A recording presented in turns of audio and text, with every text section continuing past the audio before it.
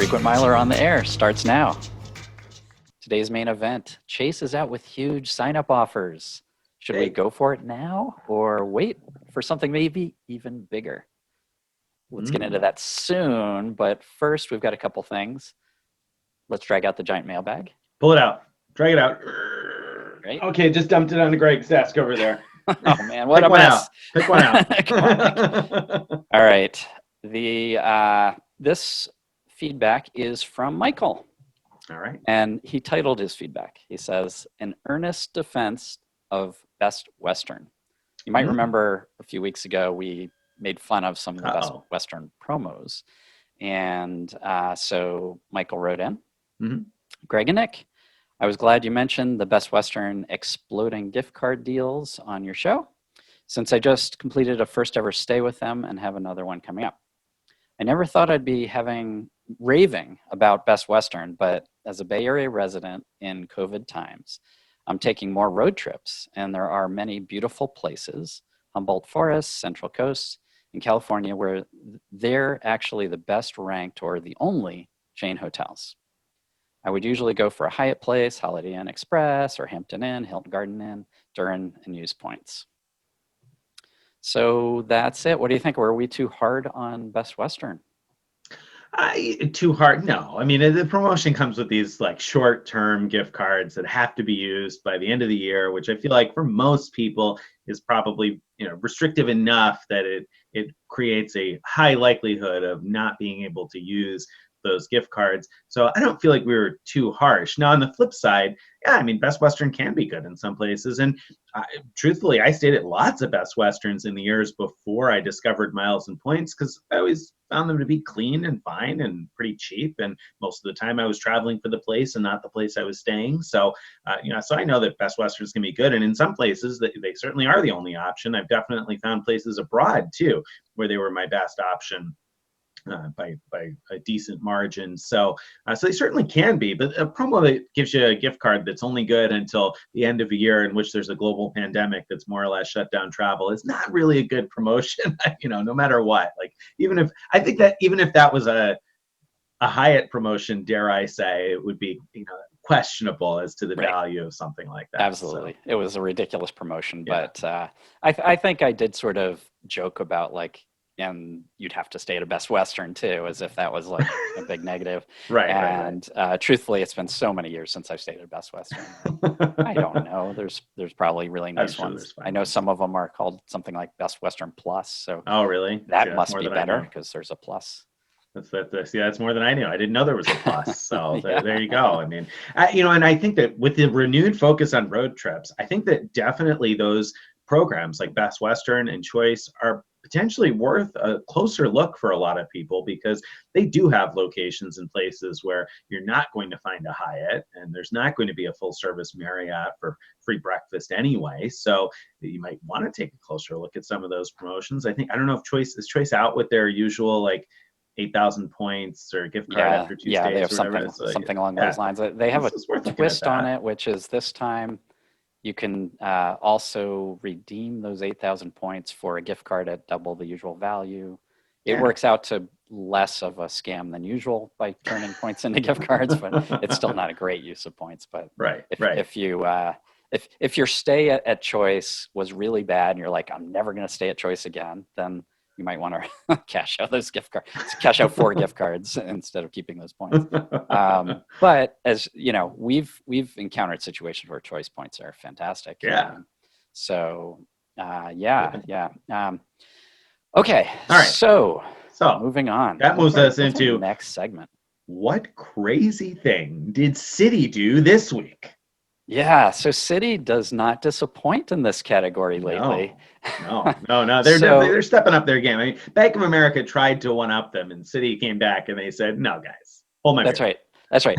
So instead of doing a crazy thing, what they're doing is, or what they've done is apparently grow craziness within, and so a senior IT manager was running a popular QAnon website. This is apparently one of the top QAnon websites. And he was raking in $3,000 a month, a week. A week. doing with this website, and they've laid him off. Or sorry, no, he's on paid leave right now. Oh, I mean, not a bad deal. So he's So it's collecting not a bad deal at all, right? He could probably spend more time on his website. Right. You move up from number 3 to like number 2. I mean, but so apparently, where he broke the rules, I don't think it's because it was a QAnon website particularly, but he broke the rules because employees are supposed to disclose and obtain approval if they're going to do a business that's outside of their regular job. And he didn't do that. So, interesting. Yeah, all kinds of craziness happening there. So does that make it harder for Citibank employees to get business credit cards because they need to get an approval for whatever the outside business is? Is that like a new wrinkle? I don't know. Yeah, we might need a special part of our site for, like, if you're a Citi employee, here's how to get business cards. Because I'm glad you said that, and now here's how to set up your QAnon website. Although maybe, I don't know, maybe if they don't like their job, it's a good deal because you get paid leave. Right. Paid leave. You could work and you make $3,000 a week on your side gig, with your QAnon site. So it's, I mean, hey. That's the crazy part of all this. I didn't even think about that Citi would continue to pay this guy. Pay him. Yeah. I mean, not that they should stop paying him because of his, political beliefs, I suppose. But it's kind of crazy to get put on leave for having a site like that and get paid from both jobs at the same time. Yeah. Isn't it? Okay. Anyway, Thank you, Citi. I can't wait to see what you do next week. Give me ideas, Citi. I'm here on paternity leave. You're giving me ideas, Citi. Hey, wait. I'm the employer in this situation. I don't know. Whoa, did I say that out loud? Sorry about that, Citi. All right. So what crazy thing? We know what crazy thing Citi did this week. So now, all right. That brings us to Mattress running the numbers. It does.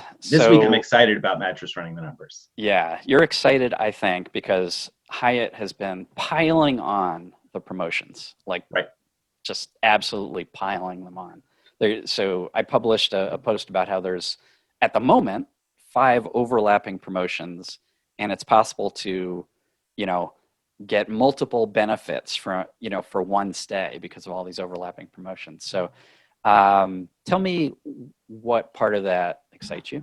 So, all right. So what excites me here mostly is the fact that Greg uncovered, I think, the diamond in the rough here, and actually I shouldn't even call it the diamond in the rough because these are a bunch of great promotions, but really the best, the cream of the crop, maybe is how I should say it. The cream of the crop in terms of the promotions is the fact that if you have a stay that spans 2020 into 2021, where you check out in 2021, you're going to end up getting a lot of extra elite nights. Because what's happening is right now, for every elite night you pick up before January 4th, you're also going to get an elite night in 2021. So if you stay at a Hyatt tomorrow night, then you're going to get 1 elite night this year, 1 night towards elite status. And you'll also get 1 night towards elite status next year. So that's a decent little promo. But where it gets exciting and interesting, as Greg uncovered, is if, let's say, you stay from December 31st to January 2nd. Okay, you stay 2 nights. You start in 2020 and you check out in 2021. Well, you're going to get those 2 nights that you would normally get, and they get applied towards 2021 based on your checkout date. Plus, you get 2 additional bonus nights in 2021. So your 2-night stay would get you 4 nights. So the moral of the story here is that if you have a stay checking in sometime in December and checking out in January of 2021, you're going to get double the number of elite nights in 2021.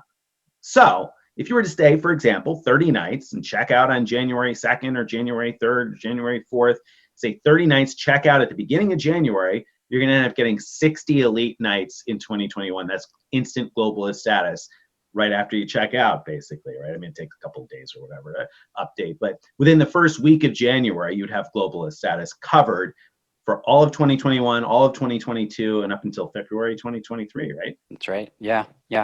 So why is that so great? I mean, so you've spent you spent money or points for 30 nights. Now you have globalists, but so what? Well, so you've gotten globalist status at half the number of nights that it would normally cost. So on its own, that would be a pretty interesting possibility. Like, even if we weren't in the crazy times we are and there were no other stacking promotions, right? Getting globalist status, top tier Hyatt status for 30 nights spent at a hotel, whether that's in cash or points, would be a pretty fantastic deal, because globalist status, of course, gives you suite upgrade awards. Now, I say global status gives you, Hyatt has milestone rewards. And so as you earn more elite nights, you earn extra milestone benefits. So for example, you get 2 lounge access upgrade awards, I think, when you hit 20 nights. And if you hit 30 nights, 30 elite nights, that is, then you get a free category 1 to 4 stay. So if you get all the way to 60 nights early in the year, then you would end up with a bunch of milestone benefits too. So you'd end up with 4 suite upgrades, and those suite upgrades are good for up to 7 nights, confirmed in advance at booking. So you could confirm yourself into a suite the day you book an award stay, confirm it right into a suite. Totally different than the way that Marriott and Hilton handle that kind of thing. That's super valuable. You get a free category 1 to 4 night when you hit 30 elite nights, and a free category 1 to 7 night when you hit 60 nights. Mm-hmm. There's another milestone in there in the middle somewhere where you get your choice between a $100 Hyatt gift card or 5,000 points. At 40, yep. Something else at 40. So you're going to get a whole bunch of these different things. So if, again, let's go back to the beginning here and say, if you checked in December, check out in January, you spend 30 nights at a Hyatt hotel. When you check out in January for your 30-night stay, you're going to end up with 4 suite upgrades, 1 category 1 to 4 night, 1 category 1 to 7 night, and let's say you decide to take the points, 5,000 Hyatt points on top of it, and global status, which gets you free breakfast, free lounge access at properties with lounges, free parking on award stays, no resort fees, upgrade to a suite if it's available when you check in, lots of different good benefits, right? So that would be pretty good if that was it, but that's not it. That's not it. So yeah, right. So as if all that wasn't enough, on point stays, so if you book those 30 nights as point stays, you're going to get either 15% or 25% of your points back, and that depends on whether or not you have a Hyatt credit card. They reward Hyatt credit cards, card holders more. And if it's a paid stay, you'll get triple base points, meaning normally you get 5 points per dollar to begin with. So during this promotion time, you'll get 15 points per dollar plus some extra points if you already have elite status of some kind. I know, Nick, you probably have Explorer status right now, I'm guessing. Yeah, that's so right. You get an extra point, so it'd be 16 points per dollar. If your paid stay happens to be at a participating resort, you could get 4 points per dollar, but only if you have a Hyatt credit card. And so there's a bunch of things there, but no matter how you stack it, like, it's going to be more rewarding than usual, even if you don't have a Hyatt credit card, and even if a lot more, because Hyatt doesn't.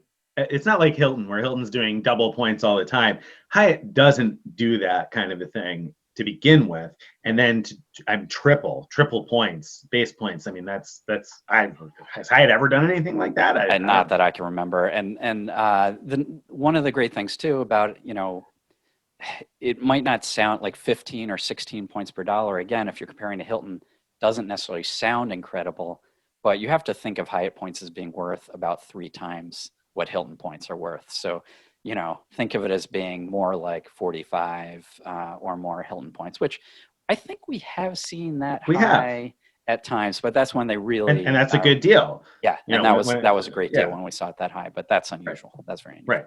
It is unusual, and it's a good deal when that happens. And when it happens with Hilton, it's not coinciding with the opportunity to also get yourself a bunch of milestone benefits and elite status and all that other stuff that Hyatt is. Right. Also, Hilton it's too easy to get meaningful status with Hilton. Right. Like, you just get a credit card, be easier than booking nights. With Hyatt, there's really the only other way to sort of cheat your way to high level status is through credit card spend on the World of Hyatt card, because that'll give you 2 nights for every $5,000 spend. And so if you're not going to do it through spend on that card, this is, actual nights is the way to do it. So it's a great opportunity. So you're actually thinking of doing this? I mean, I am. Yeah, I am. I'm considering this because, so you got a couple of category 1 Hyatts that I could book, and I checked to see if they're available for award stays, and they are. So let's just very quickly run the numbers as far as what that would look like in terms of the math. So if I were to book 30 nights, which seems kind of crazy, if you read Greg's post, you might not really actually do this with 30 nights because you're presumably going to have some other Hyatt stays. You may not need to do all 60 this way, but let's for a second, right, for keep it the simple. determination, let's keep it simple. 30 nights at 5,000 points per night for a category one is 150,000 points. So it would cost me 150,000 points up front to book that 30-night stay. Now, I don't have the Hyatt credit card, so I would only get 15% of those points back. So that's 22,500 points back if I did the math right on that. So that drops my net cost to 127,500. And like I said, one of the milestone benefits that you'll pick up, you could choose 5,000 points. So let's say I did that. My net cost would be 122,500 points to end up with globalist status. Mm-hmm. The 2 free night certificates, one's capped at category 4, the other one's valid all the way up to category 7. And globalist status, my sweet night awards, my free breakfast, free parking, all that jazz. Right. For all of next year, all of the year after that, and a couple of months into 2023, which normally I wouldn't put too much weight on, the couple of months into 2023, but January, February is the time of year when I like to get away from New York. So I definitely would probably use that also in 2023, a high likelihood anyway, that I would. So all right, so let me not a bad deal, is it? play devil's advocate here. Okay. So you've written about how you can book Hyatt stays through Hyatt Privé and get globalist-like benefits. Some benefits even better, I think, than globalist benefits. Of course, you could do that while you're globalist too, but a lot of it's duplicative. And duplicative. There's a word we don't use very often. And you've done it before. If you have a friend who has globalist, you could send them your points and they could book a point stay for you and you get all the globalist benefits. So is it really worth spending 130 some thousand points? 120 something. 120 something thousand. Sorry, I was way off. Get it right. Don't get it twisted here. For benefits you could get anyway for free. I mean, that's a good question. That's definitely a good devil's advocate question. Is it worth it? Maybe not for some people. If you're in a situation like me where a lot of globalist people, then maybe not, because I could, like Greg said, potentially transfer points when I want to stay. That does become somewhat of a pain, though, because Hyatt only allows you to transfer points in or out once every 30 days. So if I want to, for example, if Greg's a globalist and I want to transfer points to him so he can book a stay for me, then he can't get points from anybody else for the next 30 days. And I can't send points again or to anybody else for the next 30 days. And so it kind of can cramp your style if you're booking a lot of different stuff. And then I got to, I bug Greg to make the reservation and contact Hyatt and put it in my name and all this stuff. So that stuff is somewhat of an inconvenience now. Yeah, luckily, I think as long as you bug Steven instead of Greg, I think it's all fine. Well, there you go. So, and I happen to be in that rare situation where, I have a couple of people in my close circle here who have globalist status. But I think that looking at it from the average person's perspective, 120, so you're looking at, right now, that's about $1,800 worth of points. Right? You can cash those out if you have the Sapphire Reserve. If you're transferring from Ultimate Rewards, that is to say, then you can cash out that 120,000 Ultimate Rewards points for 1,800 cash, so to speak, at the grocery store right now, or use it to get yourself globalist status for 2+ years. Now, is it worth it? I mean, that's definitely the biggest question mark. I could rely on guest of honor stays when I need benefits. So, I mean, you are getting some tangible benefits back from those milestone rewards, like the certificates, the points, the free nights, 2 free nights along the way. So it's not entirely spent. The 1,800 isn't entirely spent on globalist status per se, but, right?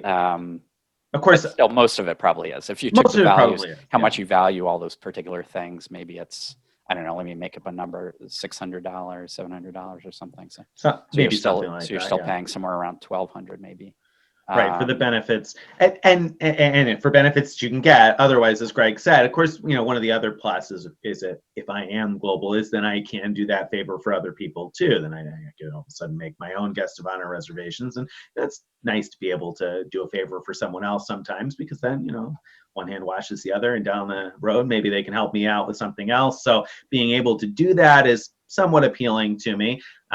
But yeah, I mean, that's definitely something to consider. Now, the category 1 to 7 cert, that gets you a hotel up to 30,000 points. definitely wouldn't value that quite the same as 30,000 points, because 30,000 Sure. points are infinitely more flexible. On Right. the flip side, I'd be happy probably when this is all over to head down to the Park Hyatt New York and use my category 1 to 7 cert. So I'd love it there, and I'd be happy to spend a night there. So I'll almost definitely get a 30,000 point night out of it. Would I have spent that 30,000 points? That's an argument for another day. But so 30,000 there and 15 for the category 1 to 4 cert. I'm sure I'll use that at a place that charges 15K too. So I get decent value out of those two things alone. Yeah, Right. so the rest of it were And that, I don't suite know. upgrade certificates. I mean, with the family, you could And definitely get good value from that.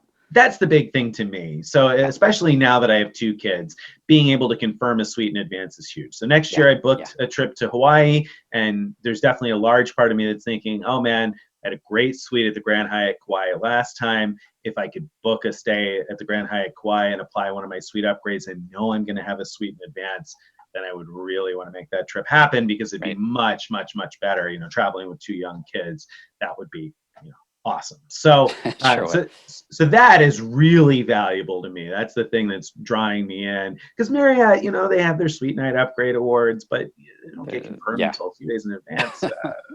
Not really all that worth it. So, yeah, I mean, that's a big. All right. So I was gonna kind of make fun of you about this, because it's like, that's usually your role in this. When I say I'm going to do something crazy, yes, like do a mattress run for 30 nights, you're usually like, "What? Are you insane?" And that was kind of my opinion going into this, believe it or not. But, well, when I look at just that alone, the premium suite, or a standard suite, I could easily recoup those points on 1 or maybe 2 of those Suite Night Upgrade Awards. Right.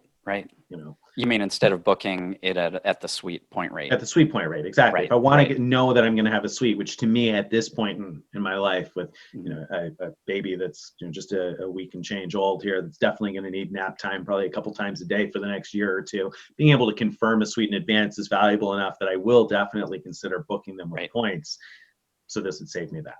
All right, cool. All right. So one of the things that's come up is because both paid stays are super rewarding with the triple points, and reward stays are super rewarding with the rebates.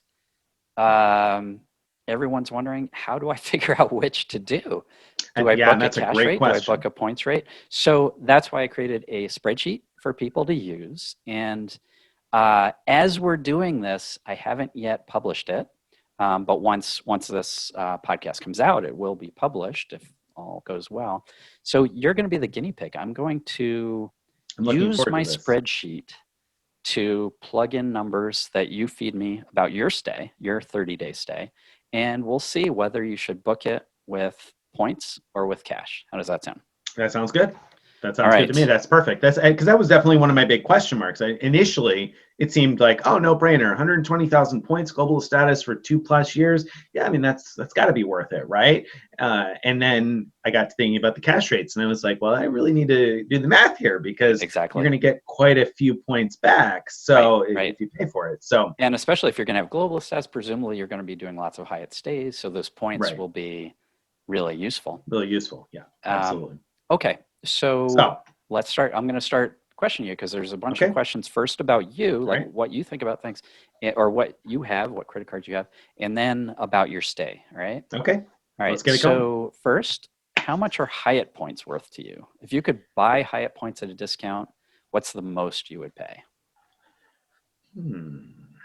Well, that's a good question, because before you added that last part, if you could buy them at a discount, what's the most you would pay? Because if you ask me what Hyatt points are worth to me, 1.5 cents was going to be my answer. That's about our reasonable redemption value. But would I pay 1.5 cents for them? So the reason, let me tell you, the reason I'm asking that is because if we're looking at the points you're going to earn on paid stays, you're sort of exchanging cash. Yeah. To earn those points in a way, indirectly. Yeah. So that's why I'm asking it that way. Let's say 1.3 cents. Okay, 1.3? Yep. All right. Now, Chase Ultimate Rewards, how much are they worth to you? But I'm going to ask this in a different way. If you could sell your Chase points, what's the best, what's the lowest price? The lowest I don't price. have my reading glasses on, so it's hard to. Oh, What's the that's lowest price you would a possibly accept? And great I, the question. the reason I asked it this way is because if you have to transfer Chase points to Hyatt, they're only going one direction in this whole operation. You're getting rid of them, so in a way you're selling them. Hmm. Yeah, it's totally true. You are, and so I've written about the fact that with the current promotion, the Chase Pay Yourself Back promotion, that everybody should be considering redeeming their points at the grocery store at 1.5 cents each because it's a Right. really good deal. Blah blah blah. I've written a ton about that. We've talked about it on the show. I haven't actually done it. So there's a part of me that says 1.5 cents is the bottom line, the lowest I'd sell them for. Right. But then there's a part of me that says, well, I haven't sold them for that yet. Interesting. So, Okay. Yeah. so can I honestly say 1.5 cents? I don't know. I'm going to say, because I haven't, to be fair and conservative, I'm Okay. going to say the lowest I would sell them for is 1.7. 1.7. Okay. I think 1.7. 1.5 is probably the right answer, but I'm going to say 1.7 to be extra conservative because I haven't redeemed them. All right. Now, the next question might not matter to you. Okay. How much are American Airlines miles worth to you? Hmm. And the reason I'm asking this is because if you have American Airlines elite status, and only if you have elite status, you can earn American Airlines miles during paid Hyatt stays. Okay, so I wouldn't pay more than a cent each. I don't think. Like they're worth more than that to me in terms of I And know I'll I get am better asking value, in but I that way. How wouldn't. much would you Yeah, buy them for? 1 I cent? wouldn't. Yeah, 1 cent. 1 cent. Okay. Okay. I know I can get way more value than that out of using them, but I'm not going to buy it. I'm not going All to right. continually buy The miles. next question, we've already established you have Explorer status currently, so I'm going to leave that. Explorer status, yeah. And which Hyatt card do you have? You don't have any, correct? No, correct. All right. Now, what would be the rebate value of whatever card you would use to pay for a stay? So, for example, if you're going to use the Sapphire Reserve, and you would get 3 points per dollar, and if you valued at 1.5 cents, that would be a 4.5% rebate value. Or if you use the Bank of America cash rewards and you've picked, if you pick Right. travel and all that, you get up to 5.25%. Right. Let's go with the Sapphire Reserve, 3 points per dollar. I think that 4.5%. That's fair, even though that's lower than what I said I would sell the points for. I think the 1.5 cents is a good value. It's a more conservative way. Okay. Yeah. All right. Now, for the paid stay you're looking at, what is the room rate for the entire stay to pay for all 30 nights, but not including taxes and fees? All right. It is $2,070 even. 2,070. Okay. And what's the rate with taxes and fees? With taxes and fees, $2,318.40. 2,318 and 80 cents. 40 cents. 40 cents. Okay. Would you have to pay for parking? No, right now nobody does, right? Oh, is that right? I thought that was just for award nights. But anyway, believe that. No, I wouldn't though at this property. So right. Okay. And do you have any rebates? Like, do you have like one of those Hyatt rebate Chase deals loaded to your Sapphire Reserve or anything like that, where you'd get a few dollars back on a paid stay? I think I do have that, but I think it expires well before that, right? So no. Right. So we'll just leave that as 0. And I'm not aware of any, but are there any fixed point bonuses for paid Hyatt stays going on that you would be eligible for? Like, you know how sometimes they do like 500 points for every stay or things like that? Yeah, not that I know of, so no. All right. And then the point multiplier, we're going to assume, we know this is during the promo period, so the point multiplier is 3. That's right. And we also know that you don't have the Hyatt card, so even if the hotel was eligible for the 4x multiplier, you would not be eligible for it. Right. I think so. So 3 is the right number. Do you earn any American Airlines miles? That is, do you have status with American Airlines? I do not. Okay, put in 0 there. That's right. Okay. Right. So my handy dandy spreadsheet says that your net cost for this 30-night stay is, and this is, so it's adding up all your costs and then subtracting out the value of all your rewards that you've earned, is going to be $1,783. I'll get back to that. Mm-hmm. Okay, so now let's do the award stay. So we know it's 150,000 points. Is that right? Yep. And how many points will you have to transfer from Chase Ultimate Rewards in order to make that happen? Let me make sure that I get the answer to that right. Or if you don't know. have it in front of you, just make up a number. Yeah, no, I do. So let's see. 123 off of that. So whatever, 127,000. 27,000. Okay. And your point rebate will be, your percentage rebate will be 15%, right? Right. For your award stay. Okay. So, correct. So what's happened here is because you valued the Ultimate Rewards points so highly, it's telling me that the net cost of your point stay is $2,000, $165. Ooh. So it's, with the numbers you gave me, the point stay is significantly more than the paid stay. So we had, again, the point stay would cost you over $2,000, $2,165, and the paid stay $1,783. So if you believe the numbers you gave me, and if I did the spreadsheet calculations correctly, both of which are pretty big ifs, then you should book a paid stay. I should book a paid stay. Interesting. So the paid stay, so we're talking about, on the paid stay, obviously I would earn points. Can you tell me, does your spreadsheet tell you how many points I would earn? Yeah. You would earn, let's see, does this include? You would earn. So wouldn't earn the American Airlines miles, right? So I would earn. You would earn 33,000 points, 33,000 and change. 33,000 and change points. So about $400-ish worth of points. Yeah. So that, well, no. How did that come out to a net cost of 17 then? There's a lot of math involved there. Because you were rewarded for the credit card spend. So right. That took over $500 out of it. Right. Okay, so that makes sense. There you go. Yeah, so that's pretty interesting. There you go. So maybe I should consider booking it a paid stay. Now, for some reason, that feels to me like it stings more than the points. But I knew coming in that this dollar figure had to have been pretty close when I looked up the place where I would do my category 1 stay. I said, oh boy, the cash rate is low enough that's got to be pretty close to the point where the cash rate might come out better. And in fact, it's not even that close. It comes out quite a bit better. Right. Now, let me just correct something I just said, that the credit card rewards are not over $500. It's the combined rewards, the value of your points plus the credit card rewards. Yes. I should have mentioned that because I knew that's what you said. So I'm going to real quickly put in 1.5 for your value of Ultimate Rewards instead of the 1.7, and let's just see how that changes things. So now what we have is the paid stay is at 1783. So that hasn't changed because you didn't spend any Ultimate Rewards points for that. But your reward stay goes down to 1911.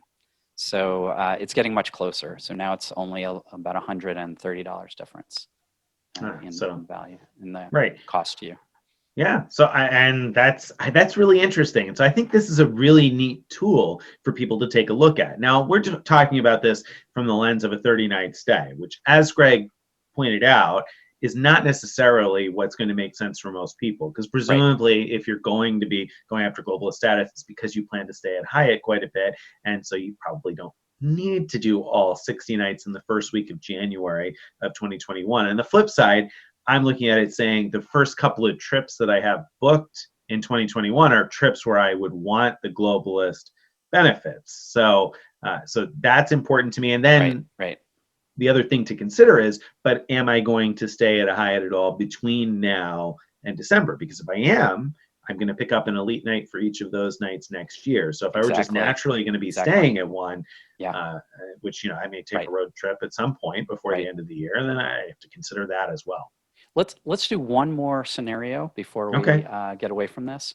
All I'm going to put back your 1.7 for Ultimate Rewards, but now I'm going to say Now, I realize you might be over 524 and all that, but I'm going to say, what would happen if you were able to pick up a World of Hyatt card? Right. I wanted to ask you that question, So, how so that would let's play in. let's change some of these answers. So I'm going to say you have a World of Hyatt card, and I'm going to put a 0 for credit card rewards other than World of Hyatt, and then I'm going to well, actually, let's just start with that. Oh, yeah. And then we changed the rebate to 25% instead of 15%. Hmm. The other thing that I would do here is say, let's assume that you spend the $6,000 on the World of Hyatt card that you just picked up, so that you get the sign up bonus, the 50,000 point sign up bonus plus the Okay. 6,000 for your spend. Good So point. that subtracts 56,000 from your 127,000 ultimate rewards, right? That's how many. Right. There'll be that many fewer 50s. Using the spreadsheet to do the math. So now you're only transferring 71,000 ultimate rewards points over, and so now this is kind of funny. The two options come out almost dead even. The paid stay net cost 1767. Point stay net cost 1746. Wow. Very close. Very close. Almost, too close to even matter. So there, I think it would just be purely, do you feel better about spending points, or do you feel better about Now, here's one more points? question while we're playing with the spreadsheet, because see, the spreadsheet is a lot of fun. Now, we know that Stephen Pepper has written in the past about the fact that sometimes on an extended stay, you may not have to pay the taxes on the stay. If it's more than 30 nights, that you may not have to pay the tax. Now, it depends on, I think, the municipality. I imagine it's probably an area thing. Maybe it has something to do with the chain also. I don't know. But let's say for a second that I didn't have to pay the taxes.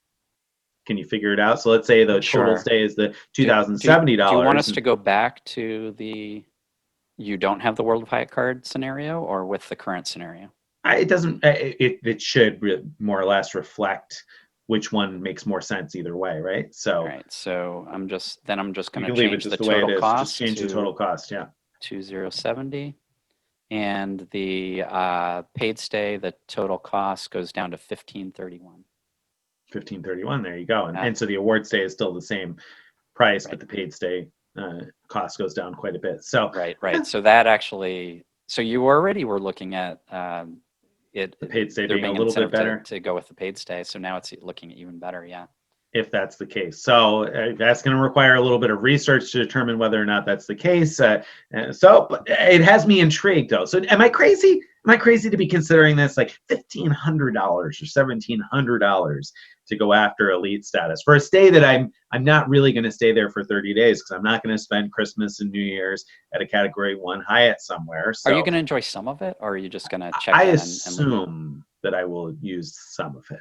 That's my assumption. But how much of it, I don't know. Maybe not much. Yeah. But maybe your friends would go have a little holiday at the Hyatt Place or whatever it is. The Hyatt Place or what have you. Maybe not. So anyway, you froze up on my side a couple times there, which you're might kind be of my frozen fault. on Did me I freeze too. up? Yeah. Okay. So I think it'll be okay, because I think once we do all our behind the scenes tech magic, it'll be fine. Okay. So we'll try to keep it going even if we freeze. Okay. Yeah, we'll see how that goes. Sounds good. But are you crazy? So here's what I think.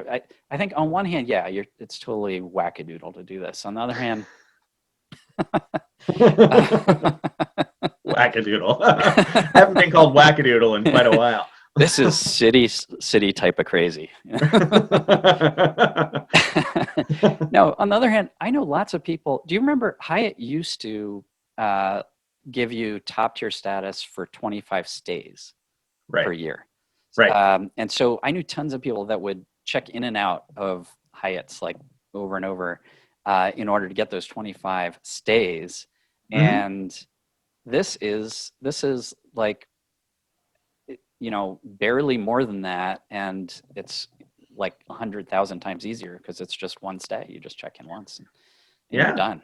It is. Yeah. Now, let me ask you this. So you think I'm kind of crazy, but not totally crazy, which I didn't mean to cut you off. So if you have more to say about that, I'm curious. But let's also throw something in the mix. Last year, Hyatt gave American Airlines top tier status to globalist members. That's true. So there's certainly It's like rolling the dice for that it's like, possibility. or something like that. Yeah, I don't know. Yeah, Is it? yeah. Is there any value there? And is that something? Does it tip the scales? I don't know. Does it make it Right. any less crazy to you? What It do you think? does. I mean, if you thought that was likely, American Airlines gives executive platinum members the global upgrade certificates, and so maybe you book a economy flight even to Hawaii, it would be worth, I think, maybe upgrading to, especially if it's on one of their lie flat routes. And Right. so, yeah, it could be. Yeah. So, it's more sort of abstractly crazy in that, like, the idea of basically paying Hyatt, here's Right. all this money to give me this sort of make-believe thing called elite Yeah. status, Yeah. and so that's the part that seems especially crazy. Plus the fact, as we talked about before, that most of the benefits you could get, even if you don't have status, yes, Right. it's a little more work to do it, but Really, it comes down I to mean, I shouldn't suspending be. $1,500 or $1,700 for 4 suite night upgrades and the 2 starts, right? I mean, that's really what it comes down to. Yeah. Because otherwise, you can get everything else Right. through a friend. Well, so I don't know. Yeah, it is it's kind of crazy. It's a little crazy, But but I don't know how I crazy. shouldn't speak. I'm considering I ran up spend on credit cards in order to get globalist status, and I don't know. You could argue that's crazy too. Instead of getting almost 2.62% cash back on all that spend, would have been a lot. Probably, I bet if I ran the math, it would be similar. Like as far as how much I'm out for doing that versus doing this day. So. All right. So moving on. So I think we should try to do the main event kind of quickly because we kind of treated the mattress run as a main event. We did. And it deserved to, though. I mean, let's be clear. This is the best thing we've seen in a long time. Right. Anyway, so Chase has wowed us with an 80,000 point Sapphire Preferred offer. At the same time, they have underwhelmed us by not doing anything to the Sapphire Preferred to make it more attractive to keep long term, right? So they're basically saying, hey, sign up for this card and take it, and then a year from now, downgrade it to a no-fee card, right? I mean, it seems to be what they're telling you, yeah. Yeah. But there's a couple other great Chase offers that are best ever size things, the 2 Freedom cards. So both of them are 20,000 points after a $500 spend, plus you get 5 points per dollar for grocery spend up to 12,000 spend, and I think it all adds up to about 80,000 points if you spend the full 12,000 at grocery stores, right? Right. It's not 80,000 bonus, but 80,000 total points you'd have at the end of spending the 12,000. So I think of those offers as being similar as far as the how big they are. So what should people do? Should you get all 3? What do you think? I mean, should you get all 3? That sounds nice and all, but in the current environment, the likelihood of that being easily doable is low. So I think that given the current pandemic environment and the fact that Chase has been more conservative, I would say, over the last several months, I think that getting more than 1, certainly getting more than 2, is a relatively low likelihood. So you have to figure out which one is most valuable to you, which one you want to get first, and then which one you are going to try to fight for on a reconsideration call, I suppose. So yeah, I think this is really interesting. So we talked recently about how Chase had to do something to the Sapphire Preferred and Sapphire Reserve to catch up with the Flex and the new Freedom Unlimited benefits. And as soon as we got done talking about that, we stopped recording the podcast, I said to myself, I should have predicted that there's going to be a higher welcome offer on the Sapphire Preferred or Reserve, because I thought that might be the angle that they're going to go after. If they haven't announced anything in terms of benefits to go with the Flex and the Unlimited, maybe that's their plan. And sure enough, it is. And now, of course, I can say that I thought about it, but nobody will ever believe me.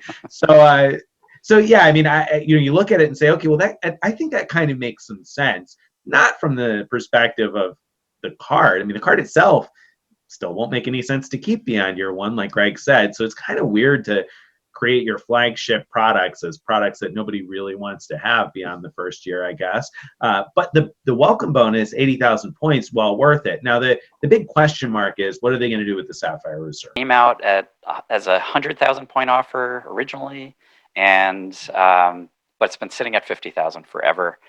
And also, its great perks that were so exciting at the time now seem meh. Not only because the competition has stepped up, but because Chase Freedom has stepped up. Chase Freedom Right. cards are offering 3x in attractive categories, even 5x, and Sapphire Reserve is still sitting there at 3x. So what do you think? Does this mean that a 100K offer is likely? No, I don't think so. I think that it should. I think it should be, and so I can definitely see why some people think that it is, and I think it's worth waiting to see if it comes. I don't think you need to jump on the Sapphire Preferred 80K offer right away. This was obviously something Chase planned. It's not like something that came out of left field that's going to be gone tomorrow. It'll be around for a little bit. We don't know when it'll end, but typically when these kinds of increased offers come out, they're around for a little while. So I think you can probably afford to wait and see if they do anything with the Sapphire Reserve, but I'm not confident they're going to, because they've allowed the Sapphire Preferred welcome bonus to be higher for a long time now. They Like have. Greg said, it had some other ancillary benefits, but still they have decided that it didn't need a higher welcome offer to compete with the Sapphire Preferred. They figure the card kind of stands on its own, and I don't know that I agree with them, but I think that's the perspective that Chase has had. I can't see them increasing it to a 75K offer and making it just a little bit less than the Sapphire Preferred. So I don't think they're going to do something like that. So I think that they're probably just not going to. They're going to leave that there. That's my prediction. What do you think? I think that's reasonable. I mean, I'm sort of the opinion, maybe there's a 30% chance we'll see a return of the 100K offer. Yeah. But let me go back to something we both said earlier, and I'm going to disagree with us. Okay. We said that there's no reason for people to keep the Sapphire Preferred card, but if somebody is starting pretty new right now, I think it's very attractive to get both the Sapphire Preferred and maybe the Freedom Unlimited, let's say. That's true. Then that way, first of all, you'd have these two big sign-up offers. So assuming you spend the full 12K in 12 months at grocery stores, you're going to have over 160,000 Ultimate Rewards points, which, if you wanted to and you hurry up, you can turn into globalist status by booking a 30-day Hyatt stay at the end of the year. Right.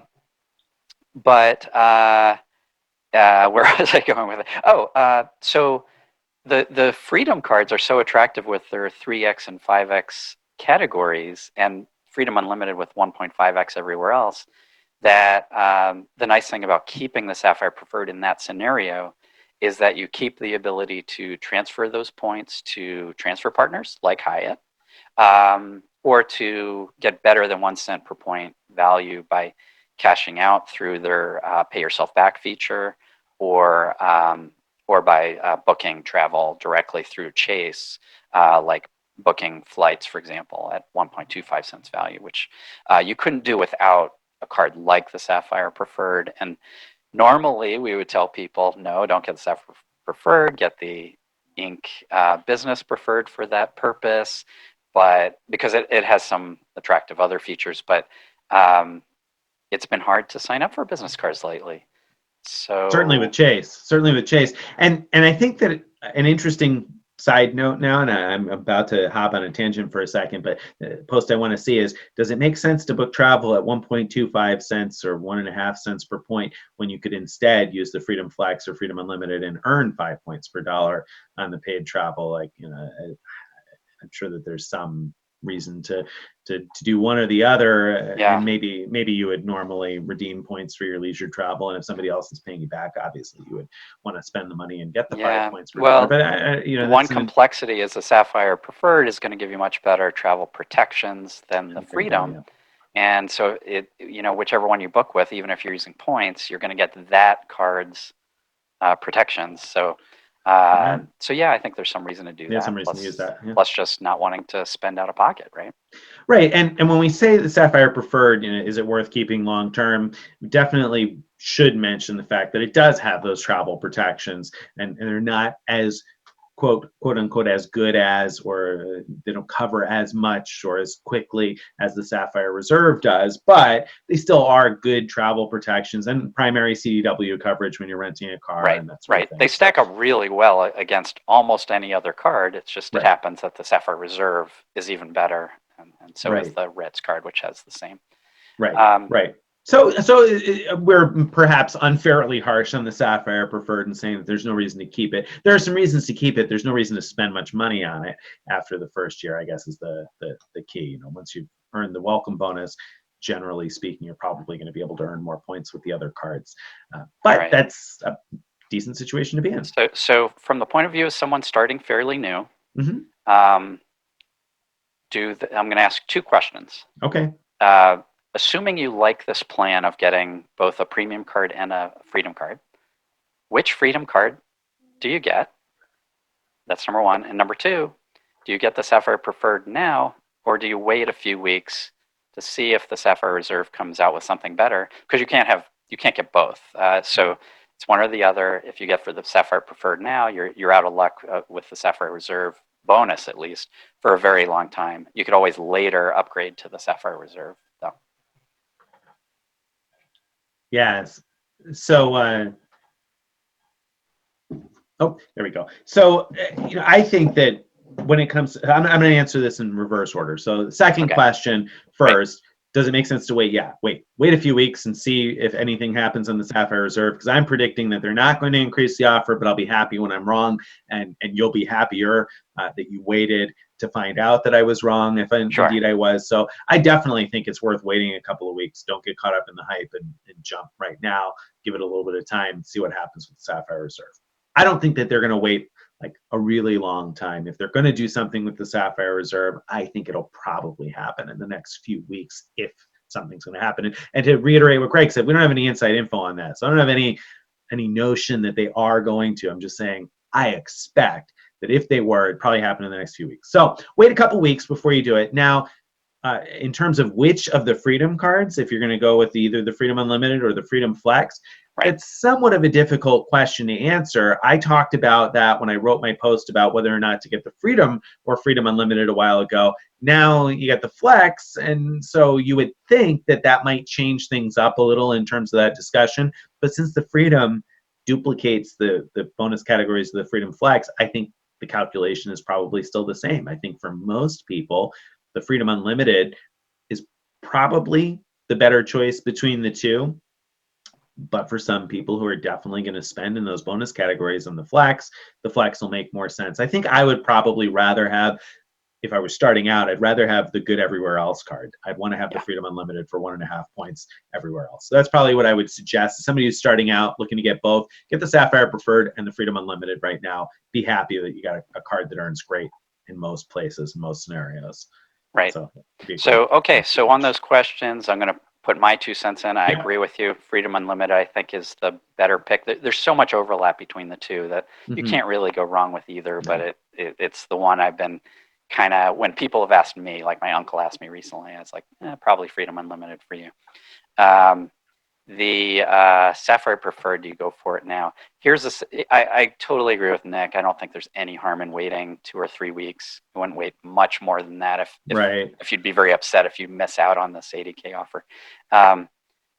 But one reason not to worry about waiting is if you're sort of like on the fence about whether you're going to get approved for 2 chase cards, because it's going to be easier to get approved for the Sapphire Preferred than the Sapphire Reserve. They need to be able to allocate a bigger credit line to you for the reserve. So that's one reason. The other reason is if the idea of putting $550 up front for the Sapphire Reserve bothers you. Now you're going to get a bunch of that back through various rebates, but if that's just like, no way am I going to spend that, then Sapphire Preferred is only a $95 card. So that becomes like, well, you're probably going to pick that one anyway, even if the Sapphire Reserve does come out with a 100K offer. So yeah, but overall, I think we agree on the general approach, right? Yeah, I think so. Now, what about somebody who has a Sapphire Reserve right now? They Yeah, signed up for it 4 years ago and got the 100K offer, and now they're trying to figure out, what do I do? Do I downgrade it right now and apply for a Sapphire Preferred? What do you do in that case where you're already in the game? You're not new and starting out. You're in the yeah, game. You know what you're doing. You got to get rid of, if you want to get a new Sapphire card, you got to get rid of one of the one that you have right now, because you can't have two of them. right. Is it time to downgrade? What do you think? Uh, maybe. I mean, so I could see if you spend a lot at grocery stores, maybe you'd want to just get the slightly lesser offer of one of the Freedom cards if you have a Freedom slot open. Um, and most people have the Freedom Flex slot open right now. So it might be both easier to get approved for the Flex. I mean, it definitely should be easier to get approved, and Right. and you'll end up with a similar number of points in the end. So I think that's worth considering. I don't think it's a bad strategy to product change your current Sapphire down to one of the Freedoms and then apply for the Sapphire Preferred. But I think there is a bigger risk of getting denied for that application. Yeah, and then you have to, I don't know whether you'll be able to upgrade back to the Sapphire Reserve right away or not. I mean, I would expect you'd probably be able to, but you're adding extra wrinkles, You are extra right. If it Right. was not a non-pandemic world, I think probably you would say, yeah, downgrade the Sapphire Reserve and get the Sapphire Preferred after you wait a couple weeks and see what happens with the Reserve, of course. You'd say downgrade Right. and get the Preferred, right? But right now, it's a little bit more of a wrinkle. True. Yeah. And also, You know? if you have lots of other Chase cards, I mean, they are hesitant to allocate new credit lines to you, so that might be another reason to not do that, Right. or to go for the Freedom instead. Yeah. Right. All right. All right. So So that wraps brings up the us. main event. Do we have anything sitting around in our question of the week? We sure do. We sure do. So I Oh, thought this wait, was a wait. really. Oh, This means uh-oh. Nick is prepared. Yeah, he's been on paternity leave, I have. and It's true. yet has been spending time doing work, coming up with the question of the week, or at least A little. preparing the question of the week. A So little I bit. appreciate that. Appreciate that There you you're go. putting some time in for the Hey, benefit of the blog. I'm representing all the time, 24 hours a day, Nice, 3 cups of nice. coffee every day. For those So listening, Nick is drinking from a frequent miler mug that that's right. That's he right. designed on what is it called? Zazzle. Zazzle. Right. Zazzle. That's right. I'm all frequent miler all the time. Water bottle over here. Yeah. 24 hours a day, 7 days a week. By So the way, anyway. Zazzle, we're going to send you a bill for the free advertising. For the free advertising. We should. Not free anymore. No, it's not. It was free advertising. All right. So, question of the week comes from Glenn in our Frequent Miler Insiders group. And I thought this was an interesting question because I think that you probably would have a canned answer to this, but I think that it's more interesting because of the current situation. So, Glenn says he has a big expense coming up, $20,000 plus, in a non bonus category.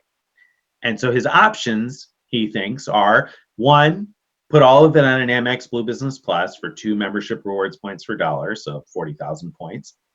Or two, put 15,000 of it on the Amex Hilton Business Card for 3x Hilton points and a free night certificate, and then the rest on the Blue Business Plus. Or three, open a new credit card or two for sign-up bonuses. He tried opening a new Sapphire Preferred but couldn't get it. He's under 524. Wondering if there's any suggestions for high sign-up bonuses for high spend amounts or any other suggestions. So the question boils down to, is a big expense, 20,000 plus coming up. In today's environment, what would you do? Which card would you put that on, or which welcome bonuses would you go after? Knowing that, I know that your regular answer would probably be an Inc. Business Preferred, but nobody's getting approved for those right now. So that one I think is kind of out of the window, or out of the discussion. What would you do? Right. So, yeah, I mean, so, I think it comes down to, do you think you'll get approved for some of the big bonuses that are available?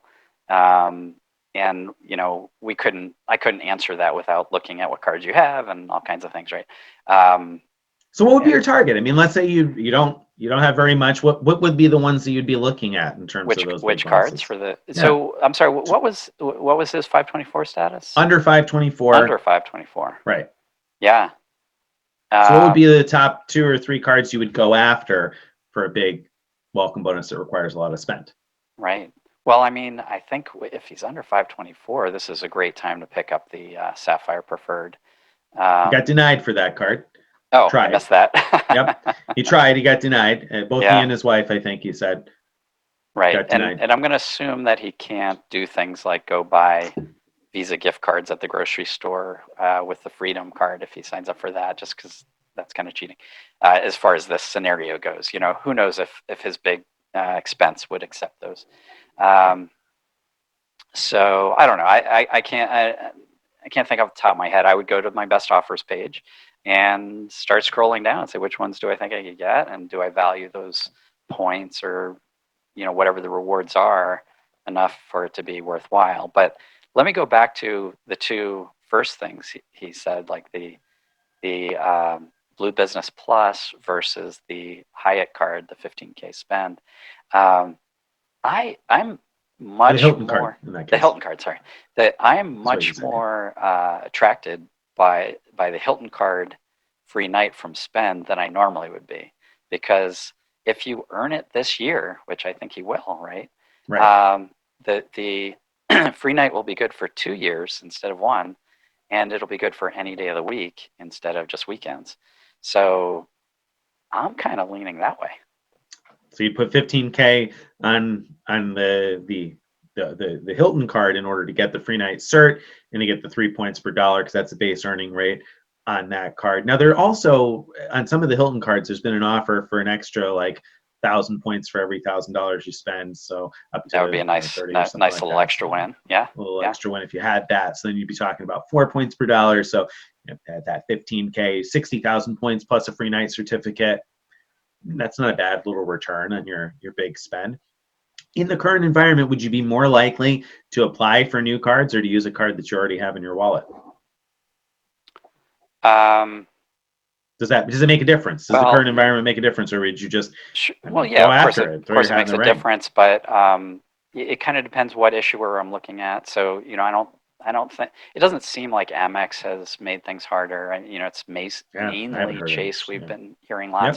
lots from. That's harder. So it kind of depends when you go through the list of sign up offers that you're eligible for, who the issuers are, and I wouldn't hesitate to do maybe a combination, like so you do 15,000 on that Hilton card, and you have 5,000 left to meet a minimum spend on.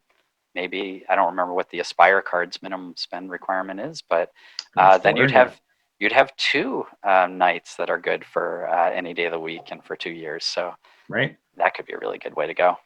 All right, so last tag question, because I know we're trying to get through this. Last tag question on this. So another consideration, if you're going to be doing that kind of spend, is big spend bonuses, and which cards offer a big spend bonus. Obviously, we're Right. talking right now about the Hilton Free Night Cert, and that being a particularly good big spend bonus. Are there any other big spend bonuses that you'd be particularly excited about? Because I mean, in a normal world, those free night certs are nice.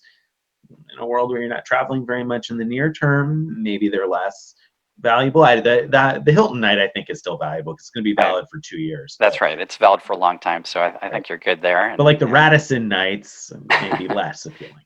Yeah, I always find those less appealing, but there's a couple nice properties Right. you can spend them at. But I guess they should be more appealing now that because since they're only available within the U.S., most of us Yeah. can't travel outside the U.S. anyway, so Right. they're as good as they can be right now. Yeah. Anyway, I think one that pops into mind is the Delta Platinum card or Delta Reserve card, because Amex and Delta are running a special promotion where if you had the card already by July 8th or something like that, then you have an offer in your account for basically I think it was 500 MQMs, which get you towards elite status for every $1,000 spent, up to 25,000, something along those lines. I don't remember the exact details, but the point is that will stack with the normal MQM bonuses you get with either $25,000 spent or 30,000 that the Platinum and Reserve respectively offer. So by lumping all that together, basically you're getting a lot more elite credits towards Delta elite status. So if you're a Delta flyer, that's something I expect you're already doing, because I think people who are into Delta, they saw that offer and are pretty excited about it. What else? One big spend thing that has sort of lost its luster is JetBlue Mosaic, because Right. Mosaic status, which you get with I think 50K spend, one of its big benefits is you get free changes on even paid flights, and with all the other airlines offering free changes, JetBlue hasn't done that yet, but you know, right now anyway, Mosaic's just not looking so exciting. So how about the World of Hyatt card? So if you did the 15K spend on that, you get the free category 1 to 4 night, plus you end up with 6 elite nights this year. Would that double and you get the 6 elite nights next year also on that? No. Or no? So the first version of the post I wrote said that, and then someone wrote in, wait, it's membership year that this accrues. I had forgotten that, so I updated all my calculations. But yeah, so the World Hyatt card is a good choice, although it's better if you're going to be doing this promotion. It's better to sign up soon, but not finish the full 15K spend until next year, until like January 1st, so that because any elite nights you're getting are better gotten in 2021, right? That's when you're going to be going to elite status or trying for elite status. So it's still not a bad choice. It's just that so you'd spend 15,000, you'd get the sign up bonus, you'd get the free category 1 to 4 night for spending 15K, and you get 6 elite nights that, if you're starting from scratch, are worth 0 to you, because you have to get to 20 for those elite nights to be worth anything, give you anything. Yeah. Yeah. So there you go. So you have a bit to chew on, Glenn, in terms of how you're going to make your spend there. Hopefully that helps a little bit anyway, gives you some ideas. The Delta cards are an angle that I kind of expected you'd go after there. If you have the Delta cards, that's definitely something to consider if you have them for a while, because of the ability to spend towards status. And so, and because Delta is rolling over those MQMs into next year. They are, right. Certainly make it worthwhile. That's a really good point, is that unlike Hyatt, so Hyatt, to get them to sort of roll over, it's, I don't know, it's not the exact same thing, and the credit card elite nights don't apply to next year at all. But Delta, it's just straight up, whatever MQMs you earn this year are going to apply to next year. So so Delta's done a lot, just like Hyatt has, towards helping people who want to try to get to elite status quicker. So that's kind of exciting for Delta flyers, I think. Yeah. All right. Well, my friends, that brings us to the end of this week. So if you are interested in subscribing to our various lists, getting on our email list, and joining our Facebook group, and following us on social media, you want to go to thefrequentmiler.com/subscribe. Again, that's thefrequentmiler.com/subscribe, and get on all of our lists. And we are hopefully going to be starting up our Card Talk series again here relatively soon. So you want to go to thefrequentmiler.com/card talk for more information about that if you're in need of a credit card intervention. But we have been a little bit behind on getting through our backlog there because of my paternity leave. So hopefully we're going to be coming out with a new one of those relatively soon, but TBA, TBD, to be determined. Yeah, there we go. TBD. Thank you guys very much for listening with us, and I look forward to being here again next week. Thanks, everyone.